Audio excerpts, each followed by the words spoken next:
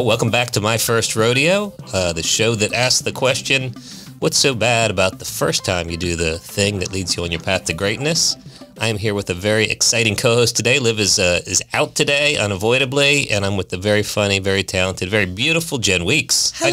Hi, Jen. Hey, Mike. How are you? One of my favorite people in the world, and we're going to talk to one of my favorite people later, so it's an exciting day for me. I'm excited. But thanks for agreeing to do this with me. Absolutely. Listen, I don't care what you call for, it's always the greatest experience, even if it's a place that I feel like, that's weird, but it always turns out fun. So if you call, I'm like, yes. We've done some weird stuff together.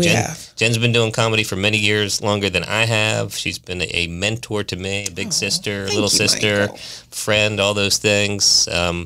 Yeah, we've done some shows in some weird places. Yes. I'm trying to remember where I've dragged you. The Battleship. That was really fun. The Battleship downtown. And we also did a show after the ice hockey game.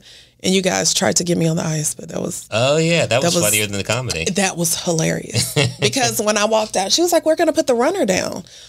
But they put the runner in the center of the... I was like, so how am I getting out here? Right. Right. So, yeah, I definitely hung on to the edge. It didn't go far. Yeah, you clung to the edge. We're up on the big Jumbotron. Yes.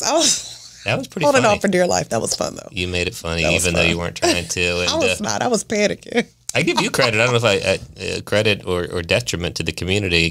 I started doing comedy not so long before COVID hit. Mm-hmm. And so, there was no opportunity to go get any comedy reps in. Yeah. And then a couple weeks into COVID, you called and you had a friend or a contact that was doing the Ace Arena thing. Yes. And they wanted to do a video produced comedy. It was April Fool's Day. It was April Fool's Day. It was. Mm-hmm. And so I got to come do that. And that sort of gave me the courage to go do foolishly Zoom comedy for basically the next year. Yeah. You could do it all over the world because there was no limitations. And smart people like you that already had performed before lots of live audiences probably didn't do a lot of Zoom comedy, but I didn't care. I hated it. But I mean, it was, because you get these delayed reactions. To me, it was like doing open mic, because if other comedians are there, they're not laughing. They're thinking about the technicality of the joke or whatever. Right, so I had to think of it as I'm doing open mic. Yeah, and a really bad, awkward open mic in your pajamas sometimes. But if I hadn't done that, I wouldn't have done much of anything for the year. And so I got to develop skills performing before very bad audiences, which is good experience, right? Yeah, that works for you. So I would be remiss if I didn't ask you about maybe some of your first rodeos. How'd you get into comedy? I don't even know. It was literally on accident. We were on a women's trip from a church I used to attend. We were coming back from Savannah. The bus, the charter bus we were on, the air had broke. It was like July, the middle of July. Sweltering heat. So me and another woman are sitting in the back, and we're both single. And we're just talking about guys who had tried to date us. And the other ladies were laughing, but we were literally having a serious conversation. And a lady came to me and said, I have a friend who's a comedian. We're going to put you on a show. And I was like, I don't do comedy, ma'am. Long story short, the guy contacted me, and I come to his house. He literally had a spotlight in his living room. He's like, coming to the stage. And I was like, what? So that's how I got just you and him? And there was two other comics. He called another comic first. So in my mind, I was like, okay, what am I going to say when I get up there? Was there an audience, or was he just it was just us. That's it was a little creepy. Us. Right. I was like, well, this is weird. But so and I did my first show. And after that, I was like, okay, bucket list. Yeah. And I didn't do another show for a year and a half. Oh, wow. And then I kind of was like, I think I like this. So I started actually writing and things like that. But that's how it started. Wow. And the first show I did 15 minutes. That is unheard of. That first one-person show in a spotlight in some dude's living room? Right. 15 minutes? No, well, not there, but when we did the actual show on stage. Oh, I see. That was the preparation. I did 15 minutes the very first time. That is crazy. Which is crazy. And I memorized it like an Easter speech. Yeah. I had pauses for applause or, laughter breaks and everything. But that is funny. Yeah, for anybody that doesn't do comedy or hasn't been a fan of it, 15 minutes is a long time. That is. When you're starting out. That is insane. With 3, maybe 5. But that is insane. Yeah, that's crazy. Now I know you could do 15 falling down. Right. But some of your stories are 15 minutes one right, bit all by itself. Oh, gosh. They're I do amazing. have stories. And Thank you so much, Mike. We sit in awe of Jenn. We do a little workshop from time to time at local comedy club, the Comedy Zone. Yes. And, we all go up on stage and perform or try out a new bit. Hey, I'm thinking about this or maybe that. that, Jen just starts talking, and it's funnier than anything anybody else does, and it only gets better from there. Thank you so much. I appreciate it. How about some of your first working with headliners you really enjoyed, or place venues you've performed? Any you want to share? One of the venues that I love, it was one of my first going out for Bonkers Comedy Club, and it was in Ocala. I think at their like equestrian center or something. And I was like, okay, it's Ocala, but it was amazing. The audience was there before we even got there. They, they came out and ate dinner. They were so ready for laughter, and I didn't expect that. But it was such a great experience. It was one of my first times being out and featuring. Yeah. That was one of my first times. That was the best. Now, the first time I featured at Joker's Comedy Club in Augusta, Georgia, I literally wanted to come home and burn my joke book and not. It was horrible. There wasn't a big crowd, so we had 2 shows back to back. So in my mind, I knew what my set was, and I'm like, I'm going to do this again. But I didn't interact with the crowd. Whereas the headliner gets up and has them in stitches, and I'm like, what did I do how? wrong? What do you? And I got up the next morning and drove to, I think it was Beaufort, South Carolina. It was like right across the line. And a lady who lived there, she was like, I don't want to be here. Why would you drive here? I was like, I just needed to get away. She was like, go somewhere else. Don't come here. But it was very humbling. It was a very humbling brought to you experience. by the Beaufort Chamber of Commerce. It was a very humbling experience. And he just kind of talked to me like, you need to connect with the crowd. Because I was just like, these are my jokes and I'm going to do them. And at minute 23, I'll be here. Like, that's what I knew. But it was a very humbling experience. So celebrity-wise, I'll say the celebrity that was my favorite, John Witherspoon. Sure. I got to work with him twice. Unfortunately, the last time I was going to work with him, he literally passed the day before. I remember I was at that show. You wound up... I do say literally a lot. Anyway. Well, that one really was literally. Yes. Wasn't virtually. It was the day before, and it was you and William Sloan. Yes. And he ended up being headlining, and I featured for the weekend. Yeah, and then you played some video of Witherspoon, as I recall. That was nice. But he was so nice. He was such a nice man. I remember the first time I met him, I was like, all right, we'll see you tomorrow. And he was like, wait, is your car outside? Are you walking? Do I need to walk with you? Like, he was talking to me like a father or grandfather. It was so nice. Are you okay, sweetheart? But he was really nice, really nice. And just listening to him talking about, tales of, comedy. And even he was opening for Richard Pryor. Oh, wow. He was the opener, and he said he was getting standing ovations. So that's how Richard Pryor started using, I believe, Diane Carroll. And that's how, because he was like, they can't do standing ovations for you before I come out. Yeah, the opening, I can't get standing ovation. So, that's just not cool. That's what he used to open up for Richard Pryor. Wow. I was like, wow. That's nice, because they're not all nice. They're not always nice to the opener. They are not. I did have an opener who I had whoever I headlined for. I won't mention their name. Right. They were okay, but the feature, he was such a jerk. Yeah. So I ended up getting paid for the whole weekend, even though I only did one show. When I came back the next day, I'm backstage and a guy comes up and he says, "Where's the green room?" I show him where it is. He was like, "Do you have the key?" I'm like, "No, they're not in there."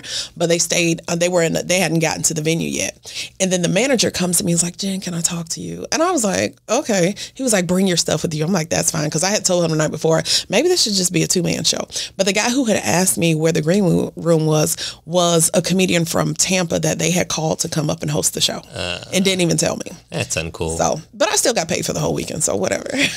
You showed them, and I bet you they'd be happy to have you it's now. like, well, hey, so. That happens. That's your challenge, is you are so good, and the audience does love you so much. I don't know, I'd want to follow you. Nobody wants to follow you. It was really it was a different audience, but I wanted to try it out just to, expand my reach, just to see if I can. It was a younger audience, but it wasn't even them. It was the feature. He was a jerk. That happens. Yeah, but overall, it's been really good. I've had fun. I wouldn't be doing our audience justice if I didn't ask, what's going on in your life? What's going on at home? What's going on in Alabama? Tell us something good. Something good. I ask, as you just had a tough day. Right. 2023 has been, woo. It's been a year. Today has been a day. But what's good? I'm actually I've started doing quarterly shows at homeless shelters or women's shelters. I'm calling it Unsheltered Comedy. We did our first one at a women's shelter here in the first quarter, and the second one you'll actually be a part of. Okay. Yes. So I did ask you about that, right? I think yes, so. Yes, I did, because you sent me the 3 pictures, remember? Oh, okay. I was like, wait, I'll tell you which one. You remember that. Well, you and I have a gig this weekend, so I was getting the two confused.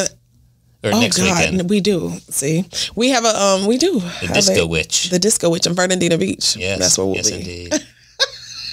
The life of comedians. I have the phone, but I have to write it in a planner. So that's why I'm like, when you were like, we're going to talk, I was like, oh gosh, what do I have going on in life? I was like, you'll probably find me at Target doing laundry also, something like that.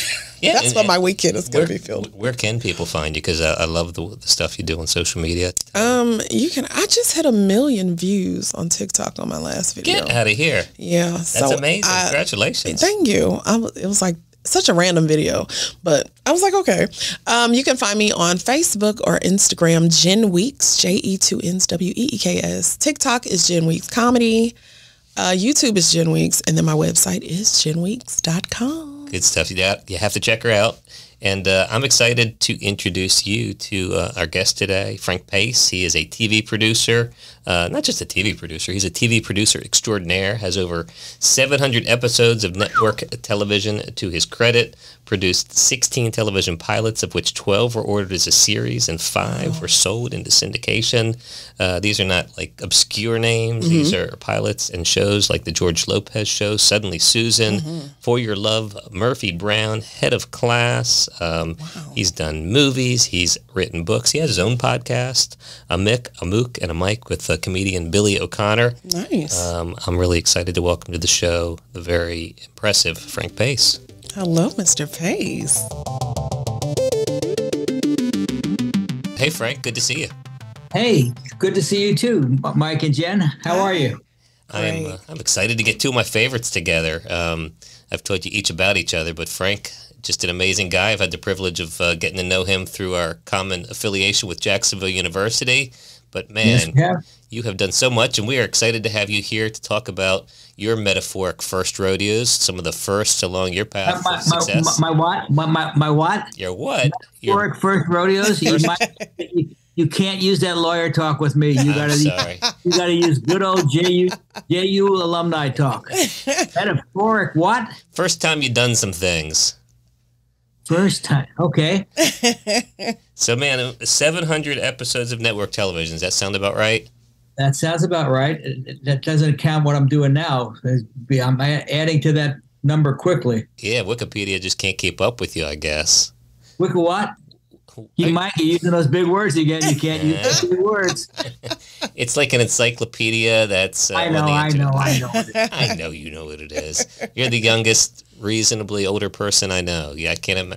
And you work with a lot of kids in all your shows. I want to talk about all that, but let's talk about your first. What was? Because I know you didn't start off. You started off in advertising.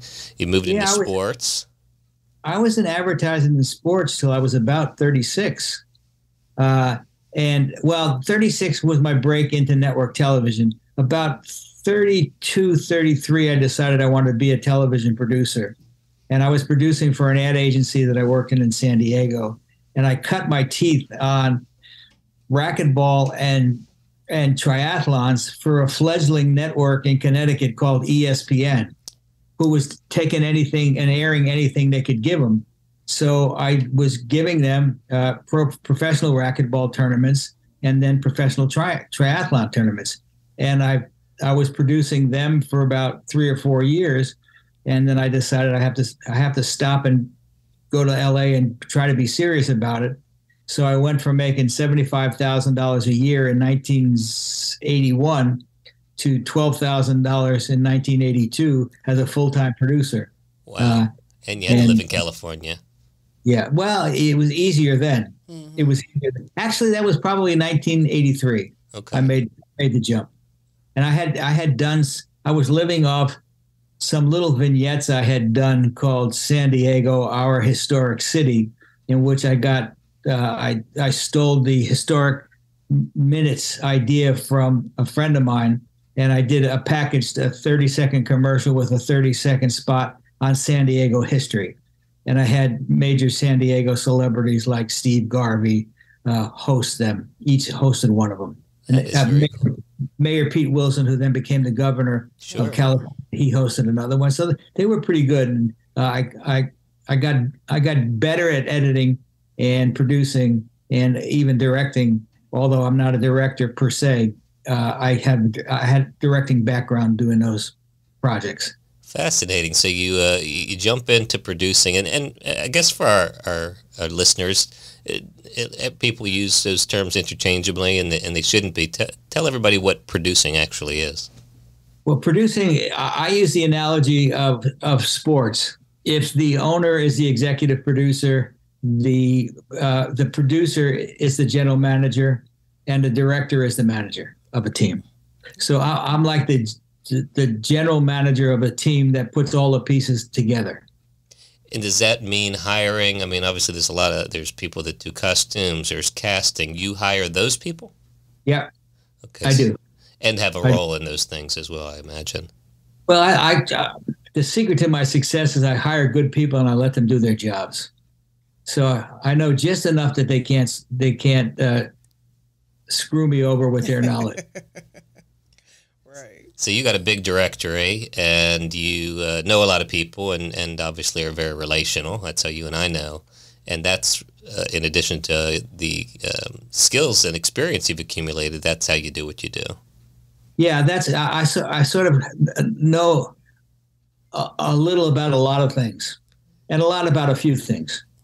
I am most impressed when I interact with you, whether it's about something mundane or projects that we've worked on together, how responsive you are. It seems like you never sleep, and you always answer questions. You always ask follow-up questions. I don't think anything's ever gotten stuck in your email queue. That's got to be a quality of a good producer. Well, Mike, you forget that I live on the West Coast. So when you email me at 5 o'clock in the morning, I answer back because I say, "You fuck, you woke me up."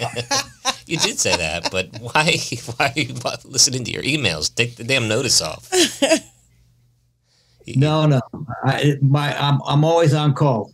I got you. In case Mike Freed calls me. Yeah, well, I hope you have more important people than that. And I know you do. I mean, I want to talk to Jenn. Jenn's the funny one. You're dragging this thing down, Mike. Fair enough. I love it. Oh, my gosh. So how are you today, sir? Good. You remind me of my friend Lakrita on Night Court. Really? Okay. Have you ever? Well, I don't want to ask you if you've ever seen Night Court. Yes, love Night Court. I've even watched the newer one that came out, but I loved the one back in the day. Loved it. I'm Lakrita's the plus size actress who plays our bailiff. I love her. She is hilarious. Yeah, you remind me of her. That's a compliment. Thank you. You could be her sister, comedic sister. Who have they casted in the reboot? Do they have a her? Or are they using somebody else? Michael, the show's been on the air since January. I know. I just seen the teaser. Sorry. Melissa Rauch. Melissa Rauch, who was in Big Bang Theory. Oh, okay. Oh, that's amazing. Plays the judge, Harry Anderson, and John LaRoquette is back. Yeah, I saw that. Dan Fielding. That's really good. And I got to be honest, so you're a part of that. Yes, I am. Wow, that's amazing. It's really good. How's it doing? I'm glad you did your homework for this, Mike. I like to have organic conversations, Frank. Hey, it's your fault you didn't update your Wikipedia. Wikipedia did not mention that.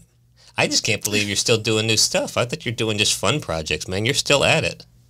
Yeah, my wife likes to spend money. Yeah.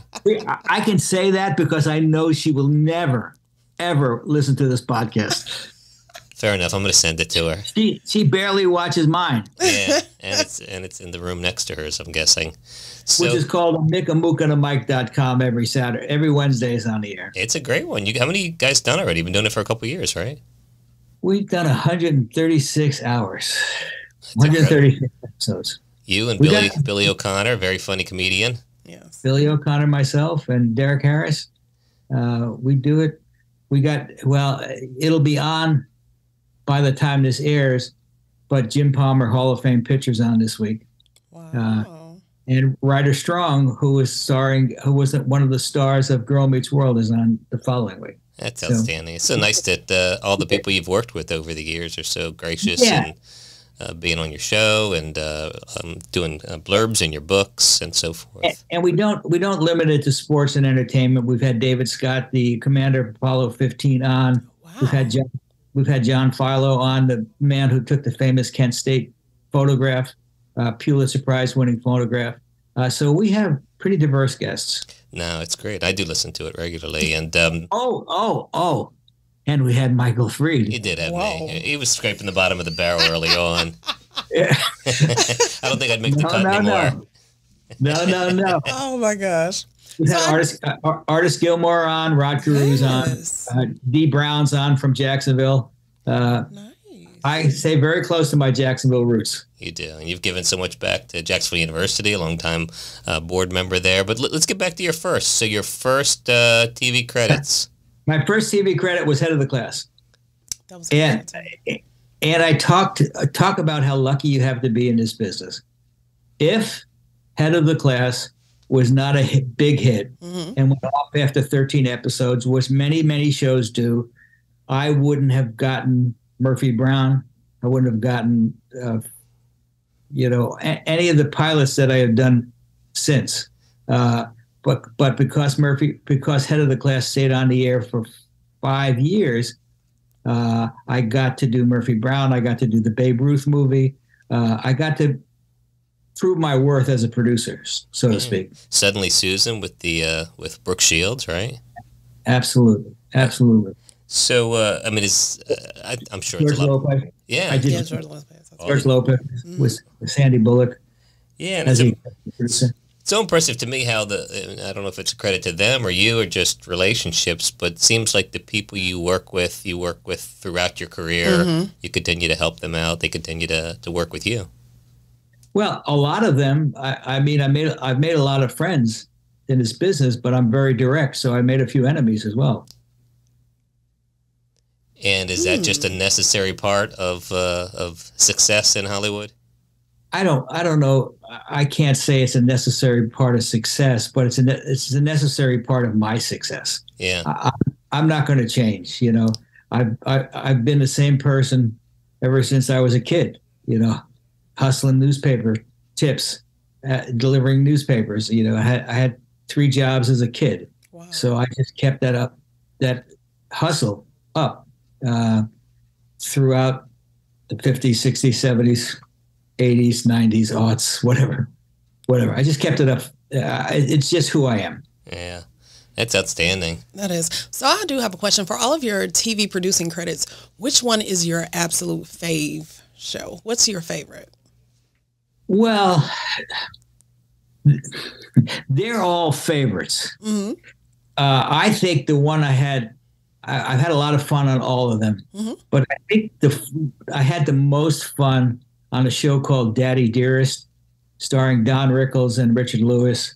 And Don and I became very, very close friends. As I become close friends with Brooke Shields, and as I've become close friends with Candice Bergen, and as I've become close friends with George Lopez, I think with Don, Don always says for guys to become close friends, their wives have got to get along. And our wives got along famously. So we were always out to dinner with Don or over to his house. And even though the show only lasted 13 years, 13 episodes, which, is in a lifespan of a television show, that's going to be done 5 months. Our friendship lasted from 1991 up until his death 5 years ago. Wow. Absolutely. What was he like in the obviously we all know his public demeanor, his comedic demeanor, second to none. The nicest, sweetest human being anyone's ever met. Yeah. He is a class and a gentleman throughout. Nice. And a lot of fun. We would run into people we were out to dinner with, and whether it would be Warren Beatty or Gary Shandling or Denzel Washington, he would rip them to shreds. And afterwards he would say, "I still got it, huh, Frankie? I still got it." Nobody works a crowd and insults people like he did. No one, indeed. I don't believe that he could probably, his brand of humor wouldn't play right now so much. But then again, Mel Brooks's brand of humor still plays in History of the World Part Two. Yeah. So that's a good thing. Yeah, and roasts are still a thing, and that's pretty much what Don Rickles did. Yep. Did Yeah. he? So, I mean, I love George Lopez, and I love Candace Bergen, and I love Brooke Shields, and I love almost everybody I worked with. But, I think Don I liked a little bit. We had a more enduring friendship. Almost like family. Almost like family. Oh, As a matter of fact, I was invited to his daughter's bar mitzvah. I was invited to, his 70th birthday, his 80th birthday, wow. 85th birthday, his anniversary celebration. So almost like family. Definitely. Okay. That's pretty cool. Now, you mentioned Brooke Shields. Have you seen the new documentary that she put out? I did. And I did. Thoughts on it? Is it consistent with what you saw and her and her mother's relationship and so forth?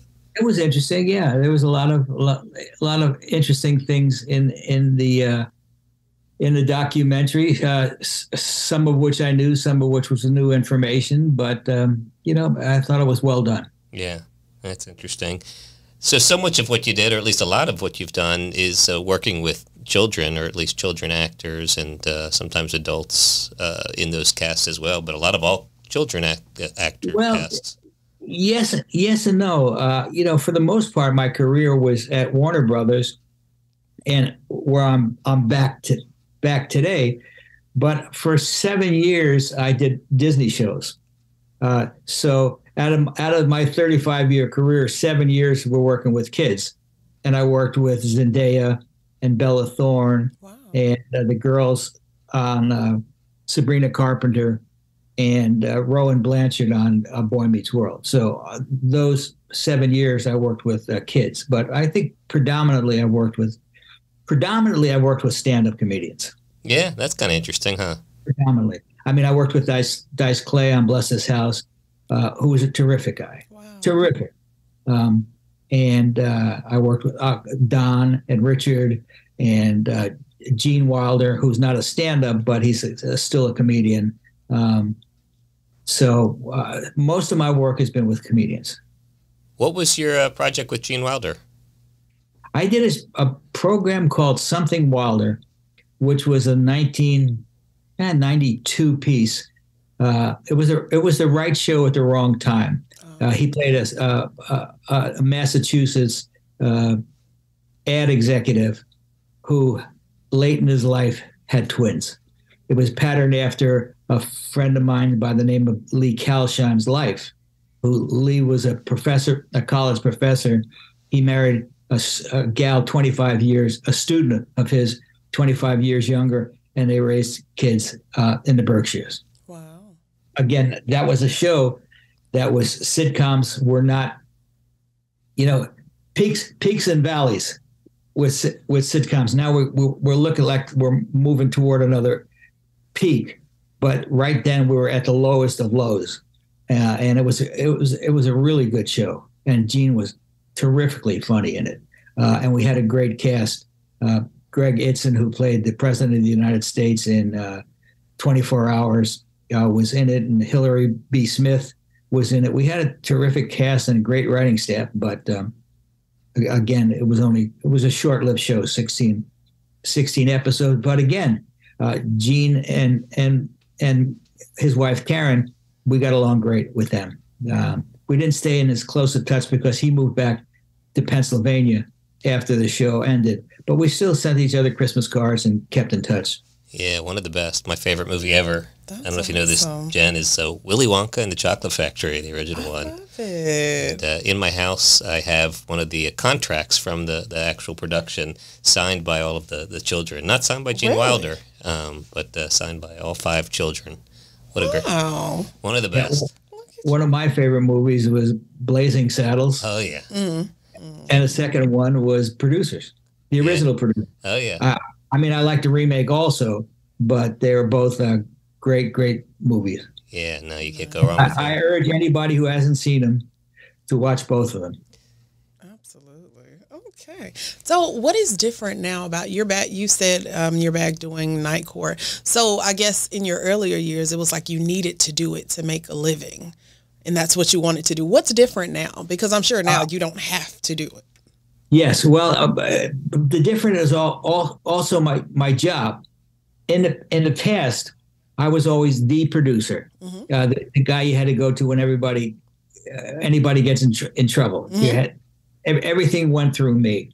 Now I hire the producers and I supervise the producers. Nice. And my philosophy, so I'm called a production executive. Okay. My philosophy was I wanted absolutely nothing to do with the production executive when I was a producer. So do my job the same way. When I meet them and I talk to them or I hire them, I say, look, I wanted nothing to do with the production executive when I was producing. So I'm going to give you two rules. Number one, stay on budget. And number two, I never want to be surprised. And as long as we do those two things, we're going to get along fine. And I get along fine with all my producers. Nice. Yeah. So I do night court. I could do night court, Call Me Cat on Fox Network, and a couple of pilots now that are in development that we're prepping. Wow. That's outstanding. How recently had you transitioned to that role? Well, I thought I was retired 2.5, 3 years ago. And in November of 2021, I got a call from the vice president of production, Sue Palladino at Warner Brothers. She said, we're really swamped over here. Can you come help us for a couple of months? And now it's almost 3/4 years later, and I'm still helping him. So it was, again, luckiest guy in the world. Nice. Well, you're being humble. In terms of, back to your first, I mean, you don't just come out to Hollywood and start producing. What jobs did you have to do along the path to get that opportunity? Well, I was in advertising, and I sort of segued into producing by being advertisers. I was putting together projects for Echelon wanted to be in racquetball tournaments. Echelon was a major manufacturer of racquetball rackets. And then I put together a tournament with Pony Sports and Leisure shoes in New York. And that became a national tournament. And I produced a national tournament for ESPN. You really didn't need any basic skills to produce for ESPN back in the day. You just needed to have common sense. And I had common sense aplenty. And I learned how to produce for ESPN while I was doing those shows. And then I later did Historic Moments. So by the time I got to head of the class, I was pretty much ready to produce. How does that path compare to the path that, say, the producers that you're hiring now followed? Are they able to follow that path, or it's much different? I think it's much, much different now. I tend to only hire producers who followed my path, so they are older producers. I haven't really experienced any younger producers because I don't know where they come from. Right. Because when I started doing head of the class, there was 4 people in the production office, and we did everything. Now we have 4 people in post production, and we have 30 people doing the job that 4 to 6 did back in the day. So we all had to do everything, and now you come in at a certain level, and they don't look at you beyond that certain level, unless you're truly lucky. Yeah. Wow. And it's almost the same. And I actually don't really know how anybody makes a living anymore in this business, because when I in my heyday, we were doing 22 episodes a season, and you get paid by the episode. Now they do 8 episodes of streaming, 10 episodes of streaming, and I truly believe that the network show business model will be out of favor within 5 years. Wow. Everything will be streaming. Notwithstanding that you're part of a couple of big productions that, like Night Court, is not streaming, at least not initially. Well, it's streaming on Peacock. Peacock, yes. But yeah, that's as a backup. That's another reason why, networks will not be in favor anymore. A couple of years ago, I went back to New York, and I produced the revitalized Murphy Brown, the one season of Murphy Brown. And the day after the show aired, I asked my production assistants what they thought of it, and nobody had seen it because they didn't have network television. Oh, wow. So I was at a loss Wow. to try to determine how to get young people to watch the shows. And I think it's hard. Yeah, and that's the one. I assume that's part of the job that's not necessarily within your control, right? I mean, it's not in my control at all. Yeah. My job is to produce the best television I possibly can. Mm-hmm. How has that changed in terms of, whatever camera angles and things that you have your directors do and just the presentation itself? I mean, Night Court, it seems like it's a sort of a throwback production in not just in the characters and the actors and the plot, but also the way it's being produced. It's a multiple camera show, and it's produced in the same way that Desi Arnaz produced I Love Lucy 50 or 60 years ago. Right. And Desi had used a live audience. He always had the couch in the middle facing out, so, and that's because you have to have the camera facing out because you can't shoot a fourth wall. You're shooting everything on 3-wall sets. So you have 4 cameras, A and X shoot overs. So by overs and singles. So they shoot singles, and then B and C shoot the masters. And, that's all that directing is. Single camera, single camera, although they have, sometimes 2 and 3 cameras on those shows as well. But single cameras, all you have to think of is one shot at a time. And I think that if you break down into one shot at a time, with the exception of war movies and big scopes like Game of Thrones, you pretty much can plan on one camera at a time, one shot at a time, and how you want to get that coverage. Okay. Well, since we're talking about first, what was your first disaster project, whether it be advertising or even in TV production? Well, it wasn't really a disaster, but when we took head of the class to Russia in 1988, no Western show had ever produced inside the Kremlin. So we had disasters because Moscow didn't have any facilities. So and myself and Steve Papazian, who was my boss at Warner Brothers at the time, who just retired as the president of Warner Brothers Physical Production, we went over there 3 times. So when we went over there, we found out they didn't have any way to store gas. So we had to MacGyver a big water tank with a hose to feed our generator. They didn't have any lights. Wow. They really, for all extents and purposes, didn't have food that we could eat. So we had a couple of disasters along the way there, but that was a very gratifying production, all the while being fraught with danger. Yeah. Wow. What year was that? 1988. Wow. And we went over there with no computers, no cell phones, because they hadn't really been invented at the time. Computers were really basic, but we were doing everything with typewriters, fax machines, and you couldn't even fax Russia because you couldn't get faxes behind the Iron Curtain. So we had an intermediary in Vienna who would then communicate with the Russians on our behalf. That's crazy. So whose idea was it to do the Russia initiative? Was that something you took part in? It was the executive producers. we had done in year one an episode where a Russian Russian debate team had come to our high school in the Bronx, and head of the class was about an advanced group of high school students who were being taught by an old burnt out hippie, Howard Hessman, Sure. Who was teaching them life's lessons. And they tied in the event.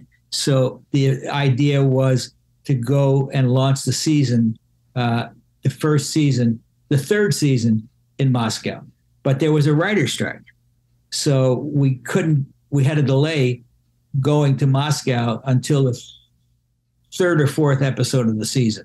And so we set it up. But Rich Eustace and Michael Elias, it was their idea, and I had to make it work for the money.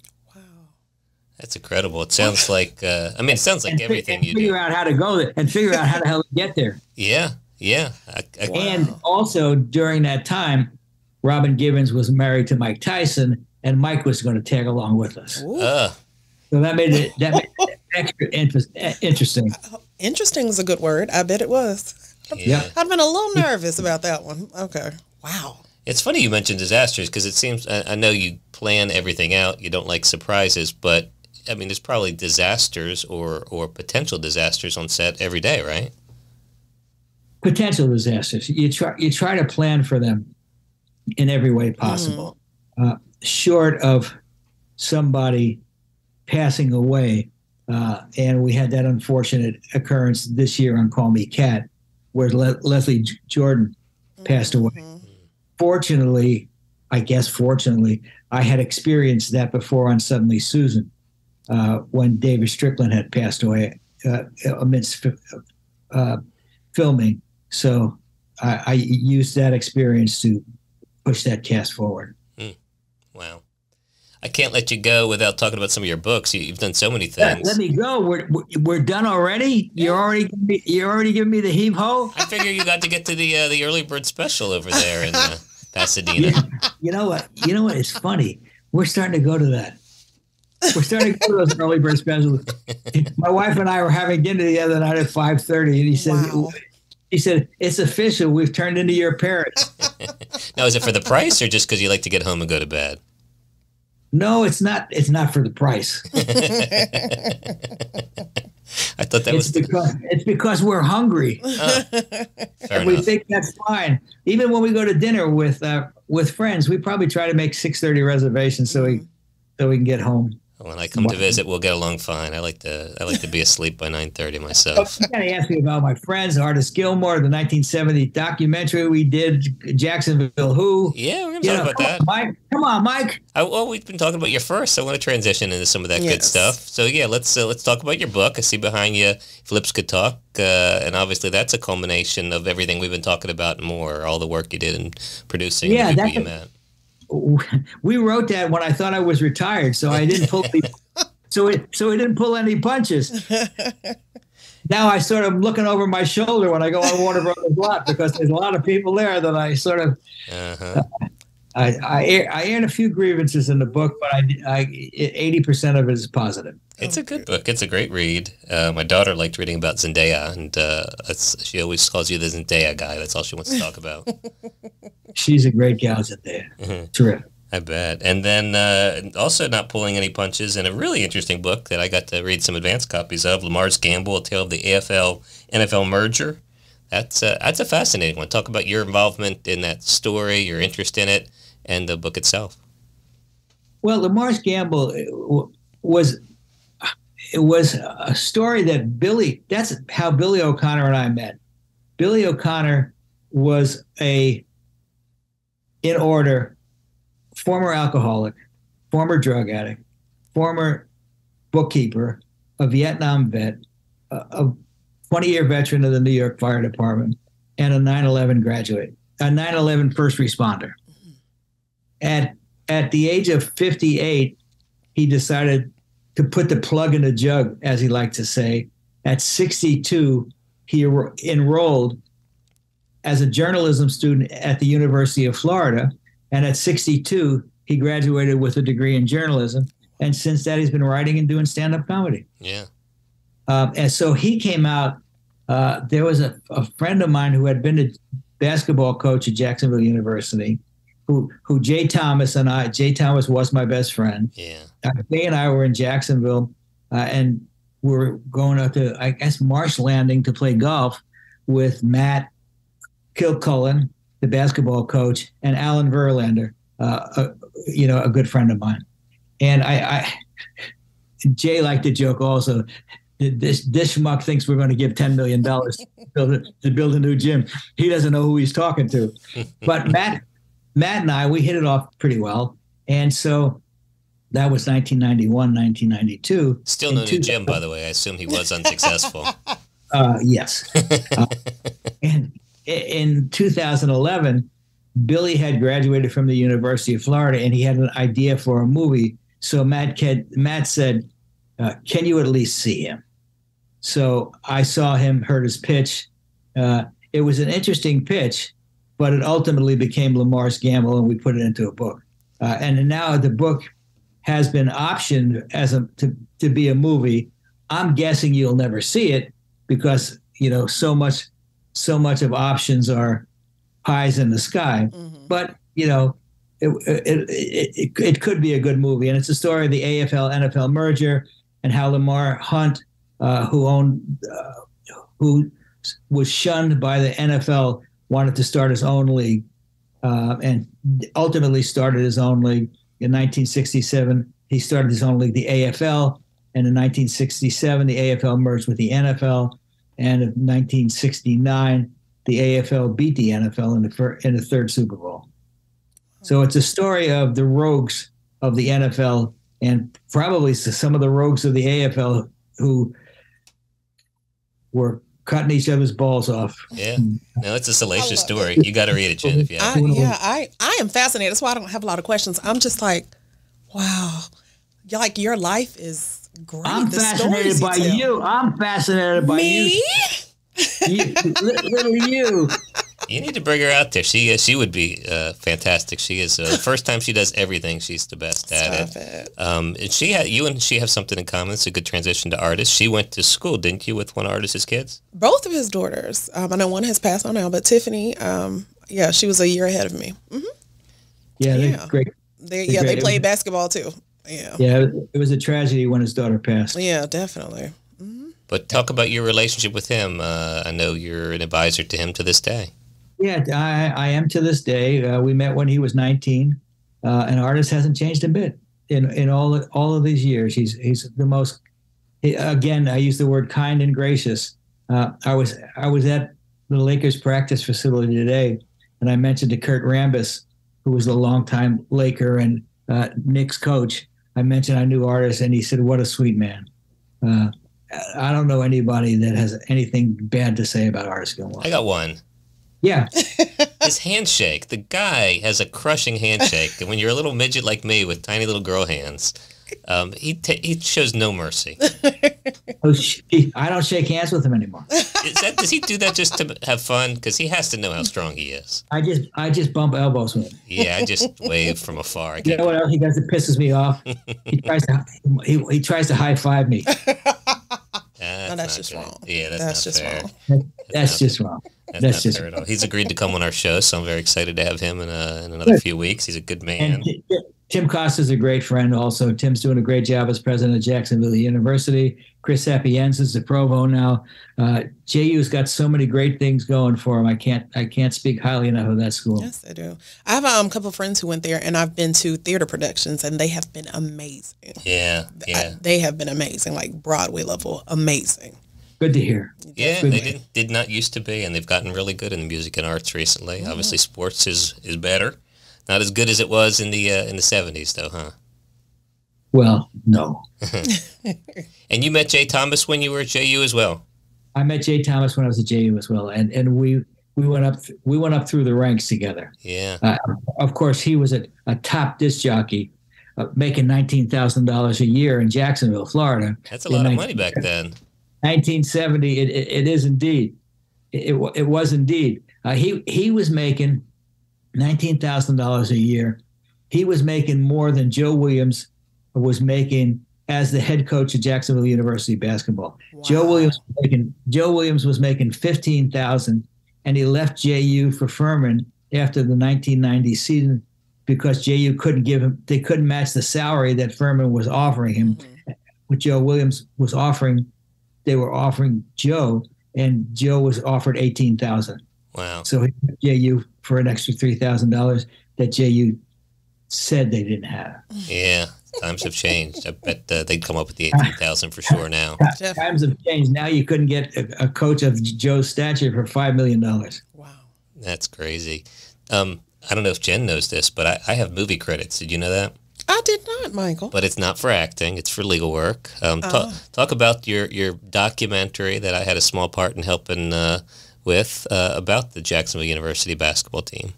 Yeah, I think it came out in 2018. It was called Jacksonville Who, and it was more than a basketball story. Of course, it was the story of the 1969-1970 Cinderella basketball team that went to the NCAA finals and lost in that championship game to UCLA. Mm. But more than that, it was a story of the racial tensions in the city, well, in the South. In 1968, Jacksonville just had multiracial schools for the first time. They just integrated the school system in 1968. In 1969, SEC basketball had one black player in all of the league. Wow. And JU, to its credit, was starting 3 black players. And it really jump-started the race relations in Jacksonville, because in 1961, I believe it was, they had the axe handle incident where a lot of the whites in downtown Jacksonville beat the blacks with axe handles when they dared to come downtown. And it was a very black eye. And, I found out, I didn't put it in the documentary. I now wish I could have. But when the Beatles played in 1964, the Gator Bowl, they looked at the contract, and Paul McCartney looked at the contract, and it was for segregated seating. And Paul said, if this clause is not changed, we're not going to play Jacksonville. Oh, wow. And so the Beatles played to the first integrated crowd, mixed integrated seatings in the state of Florida. Oh, and awesome. Then they made sure to check all of their contracts thereafter to make sure that all the crowds were integrated. Sorry. Yeah, no, absolutely. That's and in the movie you bring out a lot about things I don't think about, since I was never a traveling athlete, but they traveled obviously to play other schools, and in order to get from point A to point B, you had to stop, use restrooms, eat, stay overnight, and that was a real challenge for that team. Wow. It was, because they were traveling in the South. So to go to Tallahassee, and I experienced, colored restrooms and private restrooms and public restrooms, which meant black, and private restrooms, which meant white. And the team had to deal with integrated hotels and restaurants. It was a bad time for them. And, Jacksonville at a time, they went down to I think it was Beach Road Chicken or something in Jacksonville. The team went down there to eat, and Chipper Dublin in the first year was the only black on the team, and they said to Coach Williams, "We're sorry, sir. Chipper will have to eat in the kitchen." And Joe said, "Well, that's okay. If he's going to eat in the kitchen, we'll all go eat in the kitchen." And they said, rather than have a spectacle made the whole team pick up and go eat in the kitchen, they let Chipper eat with the team. And that, again, that fostered race relations in Jacksonville. We were then and now playing in Swisher Gym, which did 1,800 people. Well, the demand for tickets was so great that they sold out every game they played, they sold out the Jacksonville Coliseum, and it, seated 10,000 people.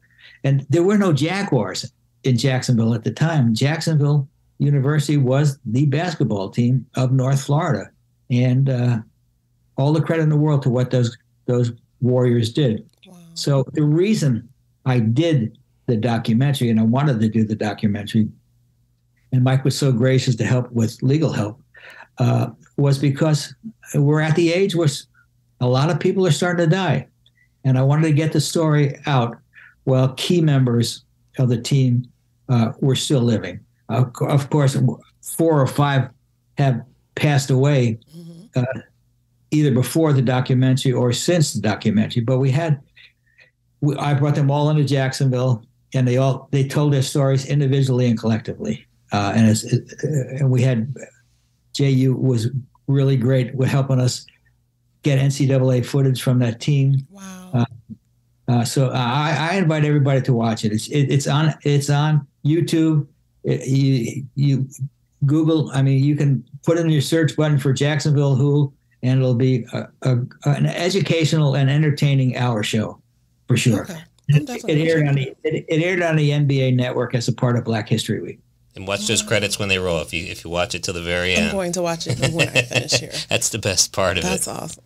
Well, next time I'll test you. Yes, and I'll study up better. Frank, you're an amazing man, That's and awesome. You've been a good friend and a mentor. Your example's incredible, and I can't believe you're still doing it at such a high level. You need to take some time off, brother.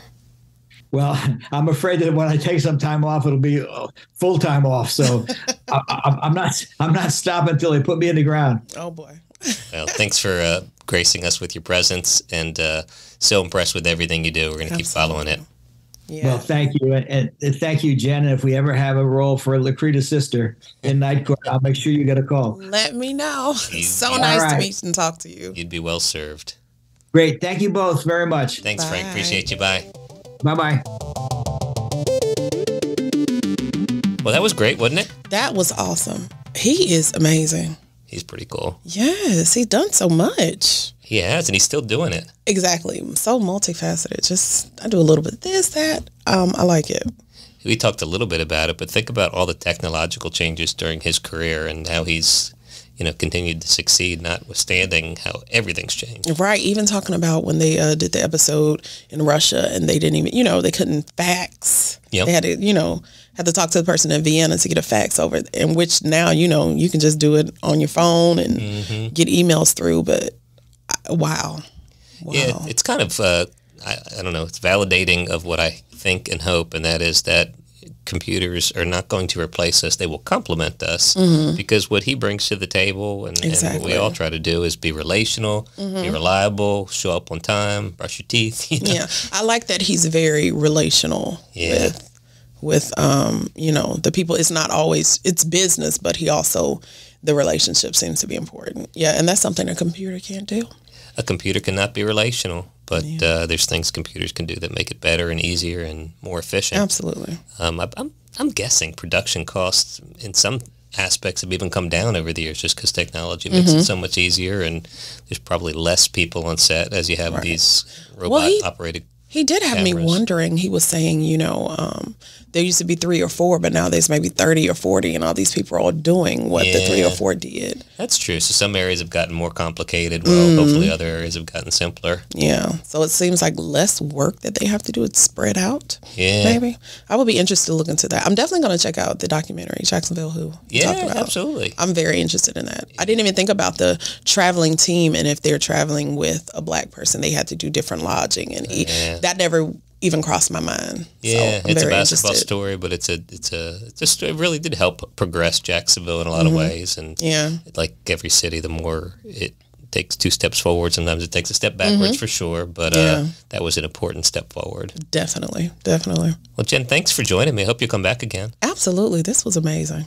Best thing I've done all day. Really? Absolutely. It's been a crappy day, hasn't it? But even so, no, this was epic. This was amazing. I love you. I'm honored. I love you too. Thank you, Mike. Thanks, everybody. See you again in my first rodeo.